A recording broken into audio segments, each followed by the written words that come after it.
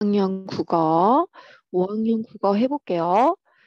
자, 이게 소리가 잘 나야 될 텐데 항상 소리 나는 게 문제입니다.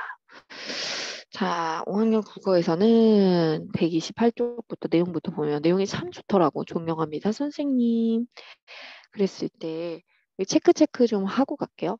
자, 어쩐지 켈러 선생님이 유독 나만 노려보시는 것 같았다라는 건 이 5번과 관련되는 거였고, 그 다음에 사냥감을 획 낚아챌 듯 노려보는 매처럼 매서워 보였다. 이게 6번과 관련되는 거죠. 그럼 매섭다는 게 앞뒤를 딱 보면 어때요? 좋은 내용은 아니겠죠. 무서워 보인다. 이런 내용이겠죠. 그 다음에 첫 번째 과제로 수필을 내주었습니다. 그래가지고 여기 끝에 보면 진짜 잘 써야 되는데 이렇게 말했죠. 그래서 이게 8번과 관련 있는 내용이었습니다. 잘 쓰고 싶어 하는 마음이 있었어요. 그 다음에 선생님이 첫 번째 이제 숙제를 과제를 딱 받아보고는 켈러 선생님의 숨소리가 점점 거칠어졌대요. 이것은 뭐 좋지 않은 예고죠. 뭐 열받았을 때 숨소리가 거칠어지죠.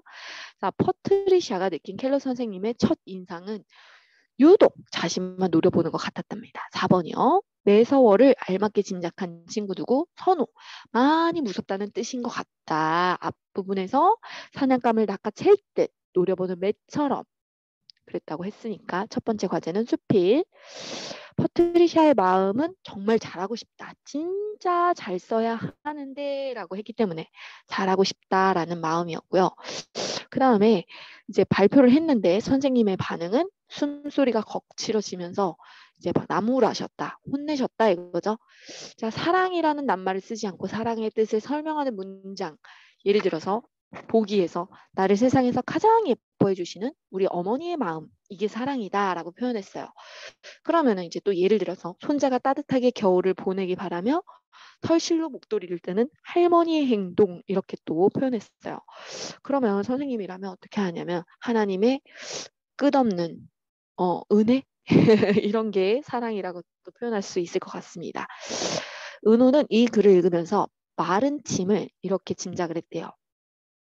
어, 켈러 선생님께서 내일까지 숙제를 해오라고 호통을 지시는 긴장된 상황이기 때문에 긴장했을 때 삼키는 침 이런 것 같다. 그래서 앞뒤 상황을 살펴보았죠. 그래서 모르는 낱말을 짐작하는 방법이 여기에서 하나 이제 또 나왔습니다. 자, 그 다음에 여기 내용을 보면은 자, 진실한 감정을 드러내는 낱말이 어디에 있지? 12번입니다. 자, 그 다음에 글을 읽는 사람이 글쓴이의 진짜 감정을 느낄 수 있어야 되는데 그리고 평범한 방식으로는 안 되고 깜짝 놀라게 독창적으로 이렇게 쓰라고 조언해주고 있습니다. 13번과 관련된 내용이었고요. 자, 그래가지고 여기서 이제 할아버지가 나오죠. 슐로스 할아버지랑 이제 얘기를 합니다. 그래서 그 어떤 켈러 선생님과 관련된 내용을 얘기를 하는데 그 어떤 학생이 있었는데 그 학생이 나중에 켈러 선생님한테 잘 배워서 어떻게 됐다고 요런 좋은 일이 있었다 이렇게 했죠. 14번 내용이에요. 그래서 뭐 상도 받고 큰 신문사에 들어가고 기자도 막 엄청 쓰고 기사도 엄청 쓰고 했대요. 그 다음에 12번에서 자, 켈러 선생님께서 하신 말씀은 진실한 감정을 드러내는 낱말이 없다고 이제 나무라신 거고요. 13번에서 읽는 사람이 글쓴이의 진짜 감정을 느낄 수 있어야 되고 그 다음에 독창적인 방식으로 그것을 표현해야 된다라고 했습니다. 그 다음에 결국 그 슐로스 할아버지가 말했던 사람은 아들이었는데 이 아들에 대해서 쫙 설명을 많이 했는데 대학교에서 글쓰기를 가르친 내용은 없었습니다. 그 다음에 손수는 직접이에요. 왜냐면은 직접 나서서 도와주었다는 내용이 있잖아요. 그래서 손수 그것을 마련했다. 학비까지 직접 마련했다. 이런 뜻이 되겠죠. 그 다음 16번에 슐로스 할아버지가 켈러 선생님께 감사한 마음이 드는 까닭은 아들의 글쓰기를 잘 가르쳐 주시고 학비도 마련해서 대학교에 다닐 수 있도록 해주었죠. 그 다음에 17번에는 자, 이런 내용을 바탕으로 해서 켈러 선생님의 성격을 짐작할 수 있습니다. 겉으로 보기에는 좀 기가 세고 고집이 세 보이지만 자신이 맡은 학생을 위해 학비까지 손수 마련해 줄 정도로 마음이 따뜻하다. 그래서 겉으로는 좀 무섭지만 마음은 따뜻하다. 이런 내용을 쓰면 되겠습니다. 그 다음에 18번 모르는 낱말을 짐작할 때는 어떻게 해요? 글의 종류를 알아보고 이건 아니죠. 종류 알아보는 거 아닙니다. 뜻을 잘 모르는 낱말을 그냥 삭제해버리고 이런 게 아니라요. 밑에 이 세 개가 중요해요. 해당 낱말에 사용한 예시를 잘 떠올려 보는 거고 그 다음에 앞뒤 상황을 탁 글을 잘 읽어봐요. 꼼꼼하게. 그 다음 비슷하거나 반대인 낱말을 넣어보는 거예요.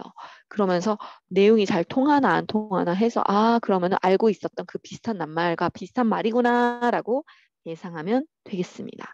그리고 나서 그 다음에 이제 슐로스 할아버지가 갑자기 심장마비로 돌아가시고요.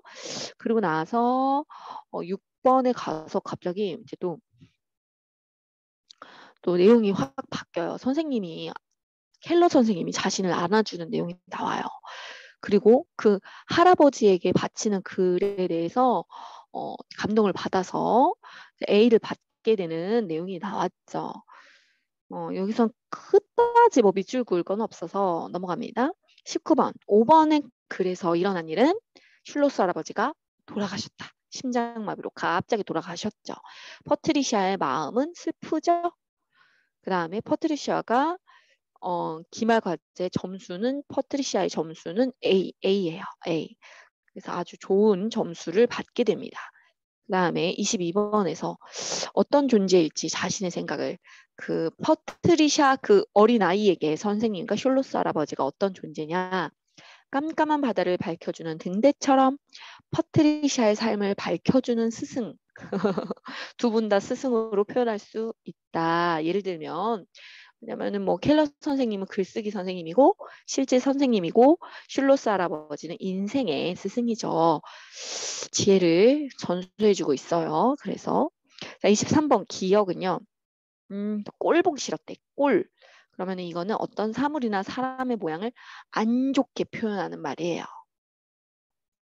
그다음 니은에서는 들떴다. 가슴이 들떴다랑 설레었다 이런 말이잖아요. 3번이 맞습니다. 저 흥분됐다 이런 거.